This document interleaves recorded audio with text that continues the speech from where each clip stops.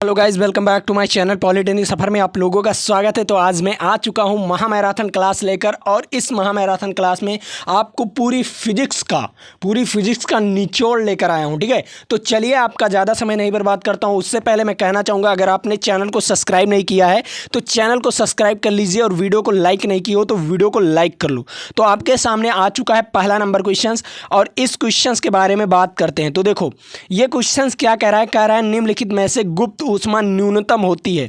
बताओ, गुप्त ऊष्मा सबसे न्यूनतम किस में होती है, इसके बारे में बताना है। तो ठीक है, यहाँ पर देखो, पानी के वाष्पीकरण में नहीं, इसमें पानी का अगर वाष्पीकरण होता है तो देखते हो, मान लीजिए आप कोई एक बर्तन लो, और बर्तन लेने के बाद आप जब गर्म करते हो, ठीक है, चाय बनाते हो ना, चाय बनाते हो, अगर एक भदेली है, भदेली में अगर चाय बनाते हो और ऊपर से क्या कर देते हो, एक प्लेट से क्या कर देते हो, मून देते हो। मूनने के बाद जब उस प्लेट को उठाते हो ना, तो जो भाप निकलता है, ठीक है, जो भाप निकलता है उसमें बहुत ज़्यादा गुप्त ऊष्मा होती है। ठीक है, और वो गुप्त ऊष्मा क्या करती है, आपके हाथों को जला देती है कि नहीं।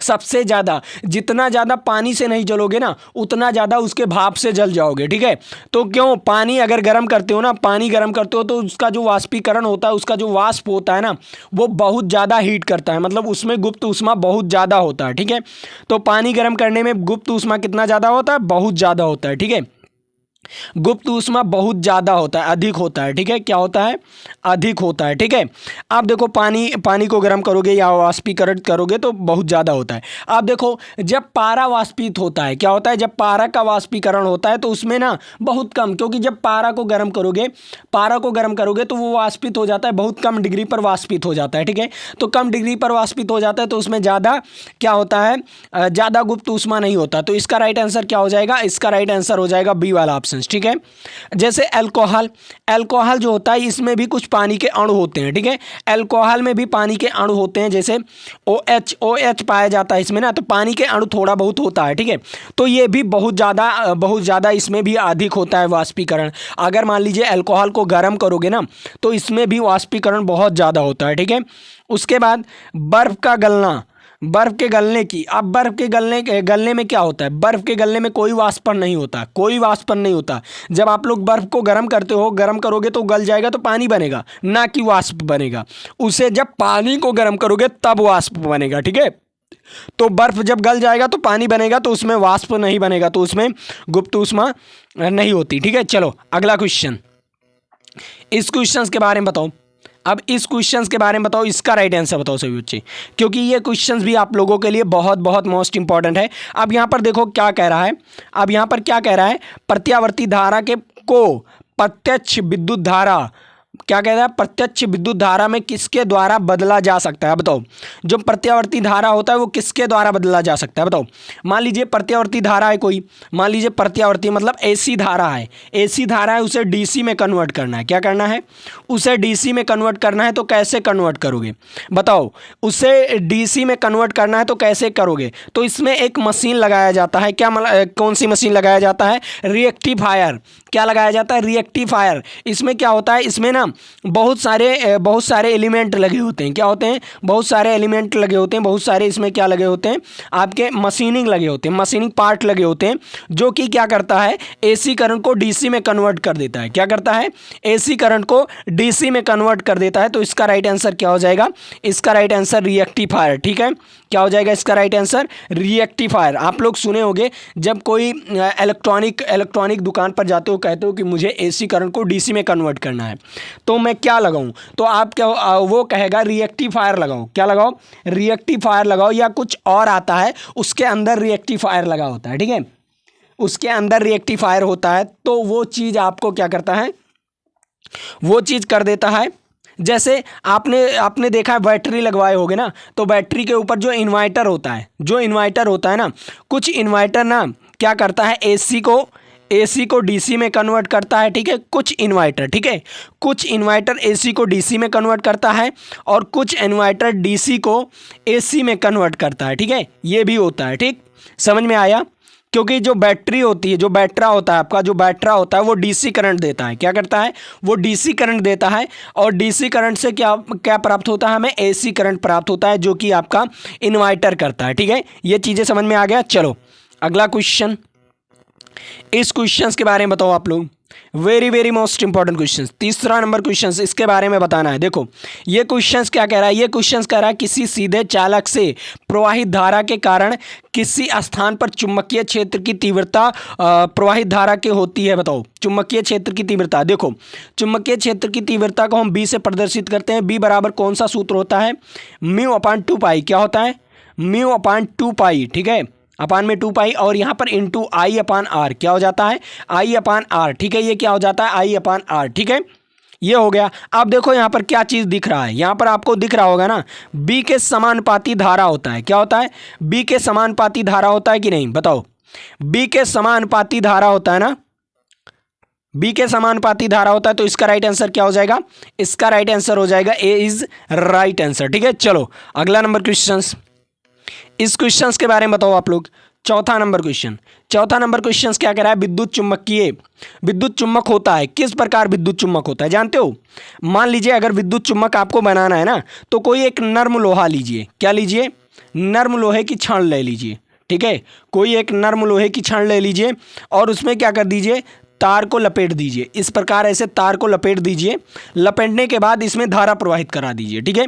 इसमें जब धारा प्रवाहित कराओगे, कुंडली बनाकर धारा प्रवाहित कराओगे, तो वो चुम्बक की भांति कार्य करने लगेगा। ये जो लोहा होगा ना, ये चुम्बक की भांति कार्य करने लगेगा, ठीक है। तो इसका राइट आंसर क्या हो जाएगा, इसका right answer C is right answer, ठीक है। चलो अगला नंबर क्वेश्चन, इस क्वेश्चंस के बारे में बात करते हैं। पांचवा नंबर क्वेश्चंस क्या कह रहा है, पांचवा नंबर क्वेश्चंस बहुत इंपॉर्टेंट है। देखो क्या कह रहा है, जब एक कुंडली के पास चुम्बक की उत्तरी ध्रुव आती है, कोई कुंडली है, मान लीजिए कोई तार की कुंडली ऐसे बनी हुई है, ठीक है, अगर उत्तरी ध्रुव आती है तो कुंडली में प्रेरित होती है क्या चीज़, अगर चाहे उत्तरी ध्रुव आए चाहे दक्षिणी ध्रुव आए, ठीक है, चाहे उत्तरी ध्रुव आए चाहे दक्षिणी ध्रुव आए, तो जो कुंडली में प्रेरित होगी ना, वो क्या होगी, प्रत्यावर्ती धारा, कौन सी, विद्युत वाहक बल, प्रत्यावर्ती विद्युत वाहक बल उत्पन्न होगा, ठीक है। तो इसका राइट आंसर क्या हो जाएगा, ए इज राइट आंसर, ठीक है। कौन सा ऑप्शन सही जाएगा, ए इज राइट आंसर, ठीक है। अभी जैसे मान लीजिए आपने जगनेटर देखा है, जगनेटर देखा है, जगनेटर में कुंडली लगी होती है, क्या होती है, कुंडली लगी होती है और इसमें चिम्मक आते जाते हैं। जगनेटर जब चलता है ना, तो चिम्मक ऐसे आते जाते रहते हैं, इसके अंदर से कुंडली में से चिम्मक आते जाते रहते हैं और करंट बनता जाता है। क्या, कौन सा करंट बनता है, एसी करंट बनता है। कौन सा करंट, एसी, अल्टरनेटिंग करंट बनता है। कौन सा करंट, अल्टरनेटिंग करंट बनता है, ठीक है। सभी को समझ में आया अल्टरनेटिंग करंट क्या होता है, एसी, ठीक है, समझ में आया। चलो अगला क्वेश्चन, इस क्वेश्चंस के बारे में बताओ। अब डायनेमो का जो डायनेमो किस सिद्धांत पर आधारित है, डायनेमो का मतलब समझते हो, डायनेमो, ठीक है, बताओ।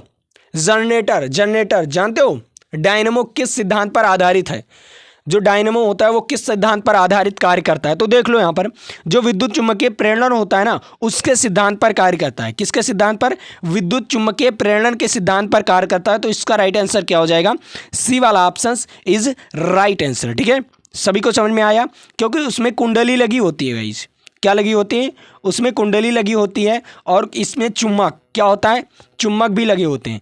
तो कुंडली में से अगर चुम्बक गुजरता है ना, तो उस कुंडली में क्या होता है, करंट पैदा होता है। क्या होता है, करंट पैदा होता है, ठीक है, क्या होता है, करंट पैदा होता है। और करंट पैदा होता है तभी आपको क्या मिलता है, एसी करंट मिल जाता है, ठीक है, एसी करंट। चलो अगला क्वेश्चन, और आपके ना मोटर में आर्मेचर भी लगा होता है। क्या लगा होता है, मोटर में आर्मेचर। आर्मेचर क्या होता है, आर्मेचर आप लोग जानते हो, कोई मोटर है, ये मान लो कोई मोटर है, ठीक है, इसके बगल में देखो यहाँ पर कोई चीज़, यहाँ पर आपको चिम्मक देखने को मिलेगा, इस तरफ भी आपको चिम्मक देखने को मिलेगा, मिलेगा कि नहीं, मिलेगा ना, ऐसे चिम्मक लगा हुआ देखने को मिलेगा। और इस चिम्मक के बीच में आपको क्या मिला होगा, एक कुंडली मिली होगी, तार की ऐसे कुंडली लगी होती है ना, अंदर लगी होती है ना। तो मोटर में क्या होता है, इसे आर्मेचर लगा होता है, आर्मेचर इसके ऊपर होता है, ठीक है, आर्मेचर इसके ऊपर होता है, क्योंकि ये क्या करता है, सुरक्षित करता है, ठीक है, मोटर को क्या करता है, सुरक्षित करता है, ठीक, समझ में आया, क्या करता है, मोटर को सुरक्षित करता है, ठीक है। जैसे आपने पंखा देखा होगा, पंखा अगर खोला होगा, जो नीचे वाला पंखा होता है ना, छत वाले पंखे में भी इसी प्रकार लगा होता है, वैसे नीचे वाले पंखे में भी लगा होता है, ठीक है, स्टैंड वाला पंखा जो होता है उसमें भी लगा होता है आर्मेचर, ठीक, समझ में आया, ये चीज़ें आपको ध्यान में रखना पड़ेगा, ठीक है। चलो अगला क्वेश्चन, इस क्वेश्चन के बारे में बताओ। सातवां नंबर क्वेश्चन क्या कह रहा है, सातवां नंबर क्वेश्चन कह रहा है बैरोमीटर का उपयोग निम्न में से किसके मापन में किया जाता है? बैरोमीटर का उपयोग। बैरोमीटर जानते हो किसके मापन के लिए किया जाता है? बैरोमीटर तापमान मापने के लिए किया जाता है। किसको किसको मापने के लिए किया जाता है? तापमान मापने के लिए किया जाता है, ठीक है।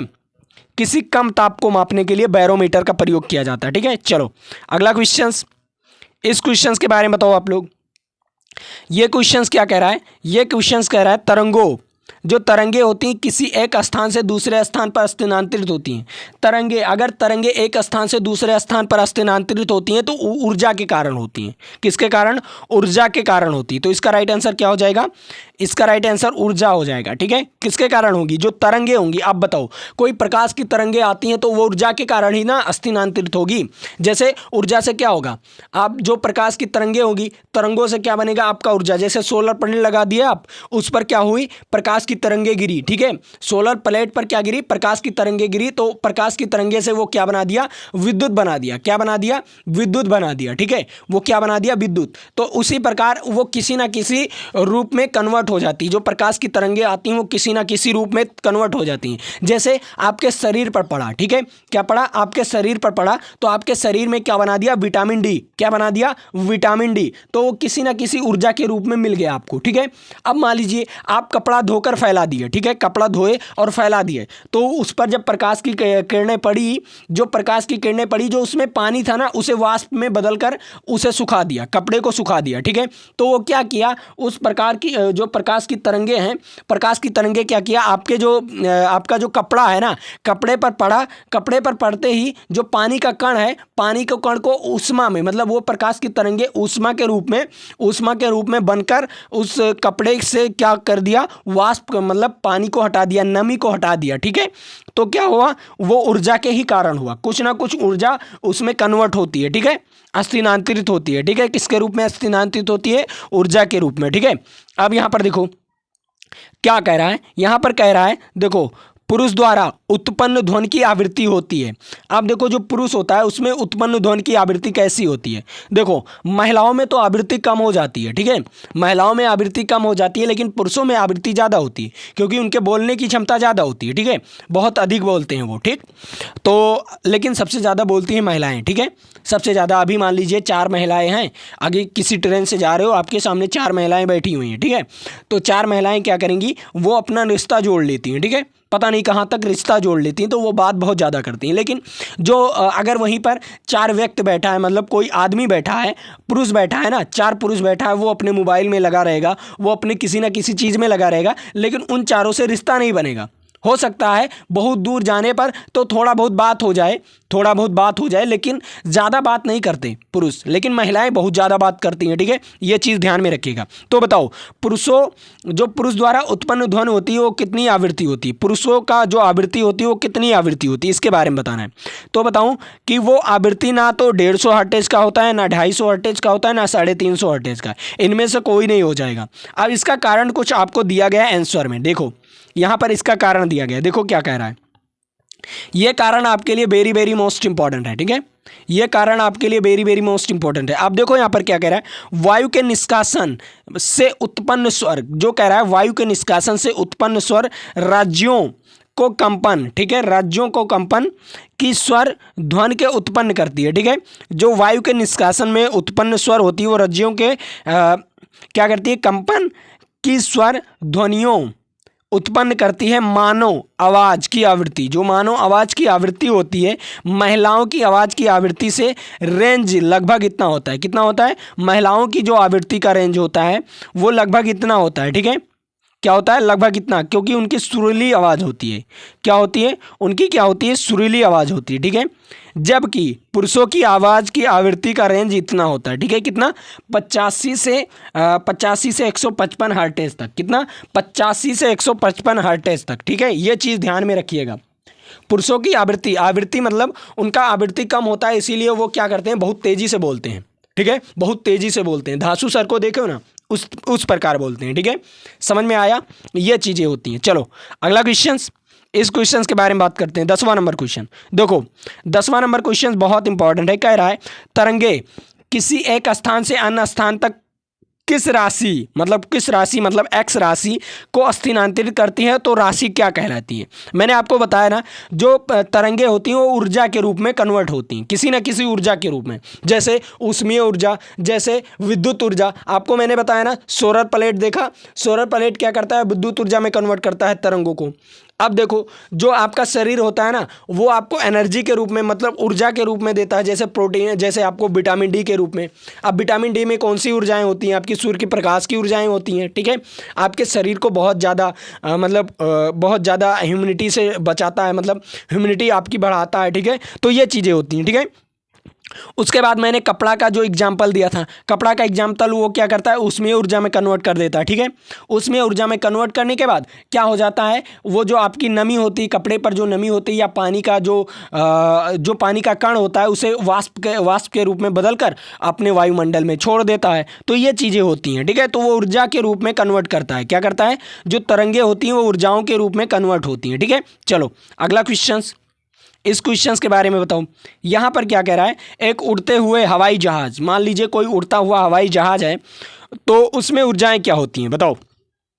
उसमें कौन सी ऊर्जाएं होंगी, उड़ता हुआ हवाई जहाज में कौन सी ऊर्जाएं होंगी। तो देखो, वो एक तो उड़ता हुआ हवाई जहाज है, तो वो किसी ना किसी वेग से चल रहा होगा, किसी ना किसी विवेक से चल रहा होगा ना। तो उसमें कौन सी होगी, गतिज ऊर्जा होगी। गतिज ऊर्जा क्या होगी, गतिज ऊर्जा का तो सूत्र जानते हो कि हाफ mv² होता है, क्योंकि अगर उसमें b है तो कुछ ना कुछ गतिज ऊर्जा होगी। अब देखो, अगर वो कुछ ऊंचाई पर उड़ रहा है, ऊंचाई पर तो उड़ेगा ही, पृथ्वी के कुछ सतह से ऊंचाई पर उड़ेगा ना, h ऊंचाई पर उड़ रहा है, तो उसमें स्थितिज ऊर्जा भी होगी, क्या होगी, mgh। कौन सी ऊर्जाएं होगी, mgh, स्थितिज ऊर्जा। मतलब उड़ता हुआ हवाई जहाज में क्या होगा, स्थितिज ऊर्जा और गतिज ऊर्जा दोनों होगा, क्या होगा, स्थितिज ऊर्जा और गतिज ऊर्जा दोनों होगा।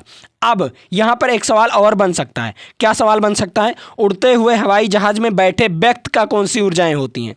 उड़ते हुए हवाई जहाज में बैठे व्यक्ति की कौन सी ऊर्जाएं होती, बताओ। कोई उड़ता हुआ हवाई जहाज है, ऊपर उड़ता हुआ हवाई जहाज है, उसमें बैठा हुआ व्यक्ति में कौन सी ऊर्जाएं होती है, बताओ, कौन सी ऊर्जाएं होती है। वेरी वेरी मोस्ट इंपॉर्टेंट, क्योंकि आपको ये सवाल भी पूछ सकता है और इसका उल्टा सवाल भी पूछ सकता है। मान लीजिए ये सवाल पूछा आपने, दोनों ऑप्शंस लगा दिया, लेकिन अब नीचे पूछ लिया, नीचे उसी के क्वेश्चन पूछ लिया, आप कंफ्यूज हो जाओगे, ठीक है। और कंफ्यूज नहीं होना है, अगर आप मेरे साथ पढ़ रहे हो तो कंफ्यूज नहीं होना। तो बताओ, वो क्या होता है, जो व्यक्ति बैठा होता है ना, उसमें स्थितिज ऊर्जा होगी। कौन सी ऊर्जा होगी, स्थितिज ऊर्जा होगी, क्योंकि वो बी वेग से आगे की ओर नहीं बढ़ रहा है, ठीक है। जैसे आपने सुना है, जैसे आप क्या है, आपकी पृथ्वी है ना, पृथ्वी गत कर रही है, क्या कर रही है, सूर्य की गत कर रही है ना, कि सन की। तो सन की गत कर रही है, तो आप पृथ्वी पर अगर बैठे हुए हो तो आप में केवल स्थितिज ऊर्जा होगी, क्योंकि पृथ्वी क्या कर रहा है, गत कर रही है, तो उसमें गतिज ऊर्जा होगी, गतिज ऊर्जा, ठीक है। पृथ्वी में क्या होगी, गतिज ऊर्जा प्लस स्थितिज ऊर्जा दोनों होगी, लेकिन आप में केवल स्थितिज ऊर्जा होगी, क्योंकि आप उसके अंदर बैठे हुए हो, ठीक है। जो सराउंडिंग है ना, उसका जो सराउंडिंग है उसके अंदर बैठे हुए हो, ठीक है। समझ में आया। चलो अगला क्वेश्चन, इस क्वेश्चन के बारे में बताओ। 12 नंबर क्वेश्चन कह रहा है, अभिकेंद्र बल द्वारा किया गया कार्य। अभिकेंद्र बल द्वारा किया गया कार्य, तो आपने जाना है कोई अभिकेंद्र बल है, ठीक है, ये बल है, तो बताओ ये इस तरफ v वेग काम करता है और इस तरफ बल काम करता है, ठीक है। तो v के समानुपाती क्या होता है, विस्थापन के समानुपाती, मतलब क्या होता है, इसके 90 डिग्री का कोण बनता है, क्या बनता है, 90 डिग्री का कोण बनता है ना। विस्थापन इस तरफ हो रहा है और बल इस तरफ लग रहा है, ठीक है। तो बताओ दोनों के बीच के क्या बन रहा है, 90 डिग्री। तो आपने एक सूत्र पढ़ा है, सूत्र क्या पढ़ा है, W बराबर FS cos थीटा, क्या पढ़े हो, W बराबर FS cos थीटा। तो FS और cos 90 अंश क्या कर दीजिए, cos 90 अंश, क्योंकि cos 90 डिग्री, दोनों के बीच में एक बल और विस्थापन के बीच में क्या बन रहा है, 90 डिग्री बन रहा है, क्या बन रहा है, 90 डिग्री बन रहा है।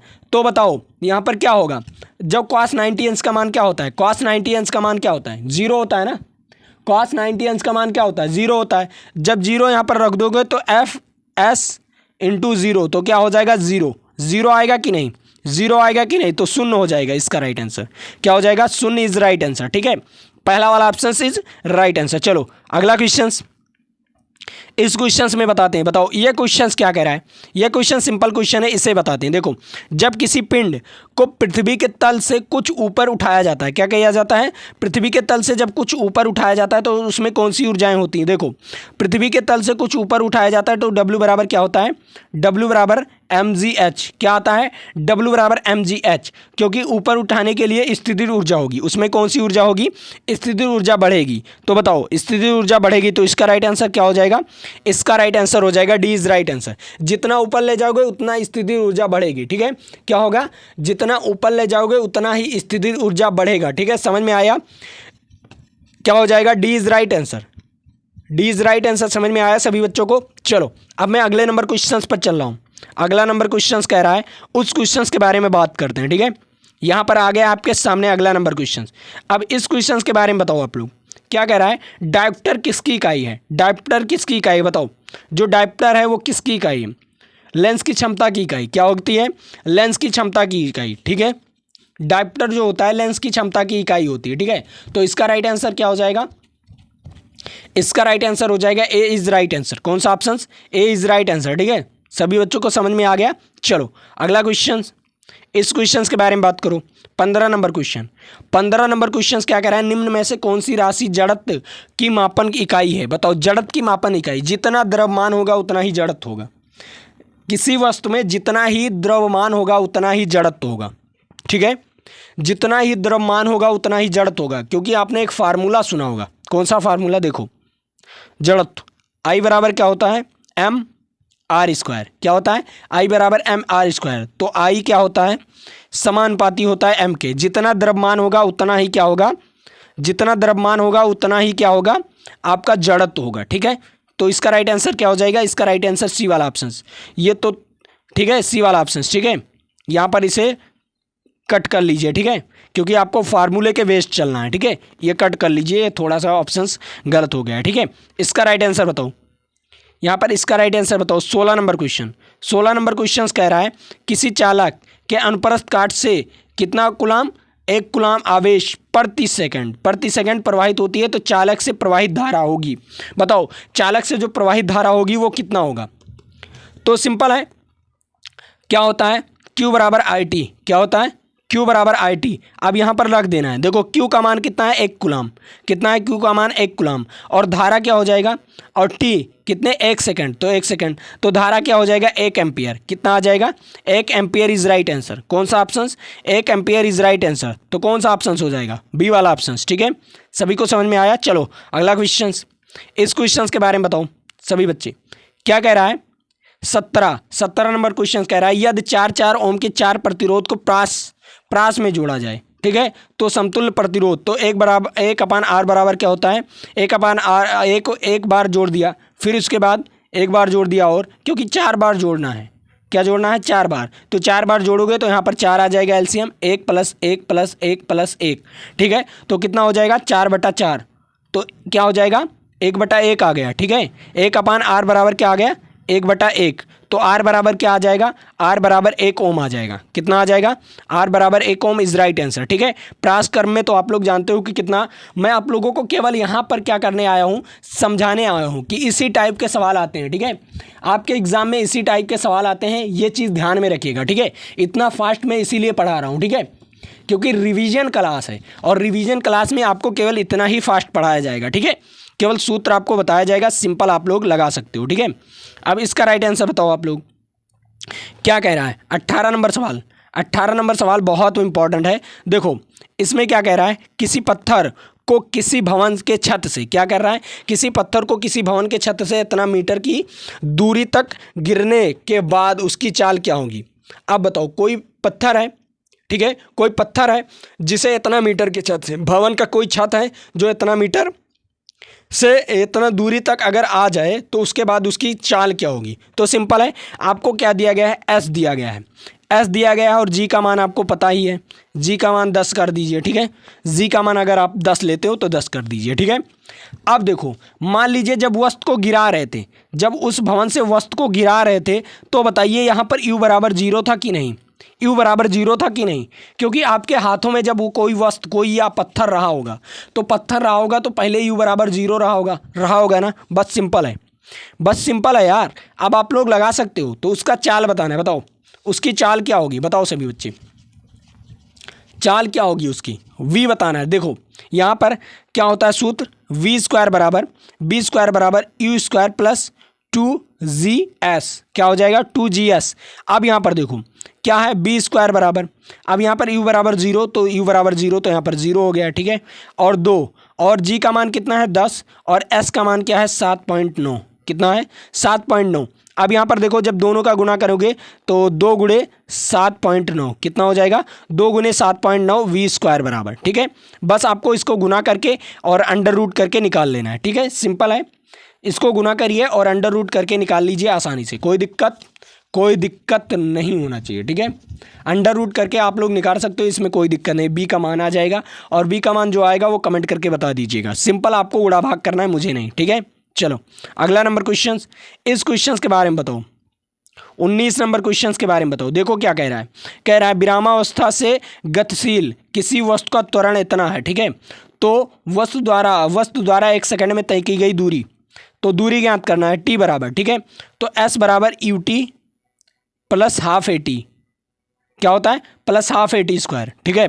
तो u बराबर क्या हो जाएगा विरामावस्था मतलब 0 और t तो आपका क्या हो जाएगा t आपका 1 हो जाएगा, ठीक, प्लस हाफ a का मान कितना दिया गया 1 दिया गया है और t का मान 1 दिया गया है, ठीक है। तो s बराबर कितना आ जाएगा हाफ, s बराबर कितना आ जाएगा हाफ, आ जाएगा कि नहीं, हाफ आ गया। तो इसका राइट आंसर क्या हो जाएगा s बराबर हाफ आधा 1/2 क्या हो जाएगा उसकी दूरी 1/2, ठीक है, ठीक है, समझ में आया 1/2। या यहाँ पर हो सकता है 4 दिया होता 4 सेकंड में, तो 4 सेकंड में तो यहाँ पर 4 कर दीजिएगा, यहाँ पर 2 दिया होता, ठीक है, 2 सेकंड में, तो 2 सेकंड में इसका 2 का स्क्वायर कर देंगे, तो 2 का स्क्वायर कर देंगे 4/2 तो यहाँ पर 2 आ जाता, ठीक है, क्या आ जाता 2 आ जाता। वैसे जो भी है यहाँ पर मान लीजिए अगर 1 सेकंड था तो यहाँ पर 1/2 आता, अगर यहाँ पर 2 होता तो आपका 2 आ जाता, ठीक है। इसी प्रकार आपको लगाना है, कोई दिक्कत नहीं, आपको सूत्र ही मालूम होना चाहिए। 4 क्यों आ रहा है, अगर वहाँ पर 4 चौक 16 तो यहाँ पर 2 से काट देते, वहाँ पर क्या हो जाता कट जाता, ठीक है। इसका राइट आंसर बताओ क्या होता है। दो वस्तुओं के बीच का गुरुत्वाकर्षण बल निम्नलिखित में से किस पर निर्भर नहीं करता। गुरुत्वाकर्षण बल किस पर निर्भर नहीं करता, बताओ। जो गुरुत्वाकर्षण बल होता है वो किस पर निर्भर नहीं करता, बताओ किस पर निर्भर नहीं करता।